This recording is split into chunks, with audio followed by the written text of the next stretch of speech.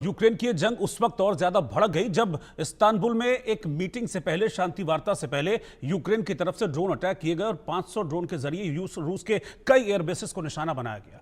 उसके बाद रूस ने भी जवाब में मिसाइल अटैक्स किए, बॉम्बर से बम बरसाए और अब यूक्रेन ने फिर से अटैक कर दिया है। रूस पर 100 ड्रोन के जरिए यह अटैक किया गया और इस अटैक में रूस के ब्रियांस्क एयरपोर्ट को काफी नुकसान पहुंचा और इसके बाद अब पुतिन भड़के हुए हैं और वो कहते हैं कि अब शांति की कोई बात नहीं होगी, अब सिर्फ और सिर्फ तबाही मचेगी। क्या होगा इस जंग का अंजाम? मेरे साथ कुछ खास मेहमान इस वक्त जुड़े हुए हैं, उनसे हम चर्चा करेंगे। मेरे साथ major general retired Brajesh Kumar, senior defence expert, इस वक्त साथ में हैं। Wing commander retired Satyendra Duggal साहब, सीनियर डिफेंस एक्सपर्ट, साथ में हैं।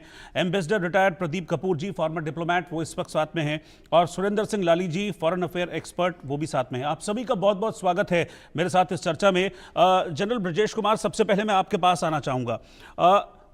पुतिन की तरफ से यह कहा गया जब शांति की बात कर रहे थे डोनाल्ड ट्रंप कि भाई रूस और यूक्रेन को लड़ने दीजिए, फिलहाल शांति की बात मत कीजिए, लड़ने देना बेहतर है। यह जब पुतिन कहते हैं तो इसका क्या मतलब है फिर? रोहित जी, बहुत ही रोचक प्रश्न है और इस माहौल में जो युद्ध चल रहा है, करीब 3 साल 5 महीने को होने को आए हैं, बहुत ही रेलेवेंट है।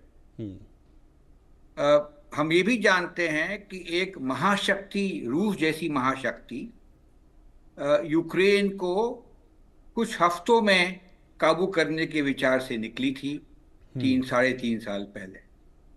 लेकिन हुआ ये कि ये सिलसिला लड़ाई का चलता रहा और 3 साल 5 महीने के बाद में दोनों थक से गए।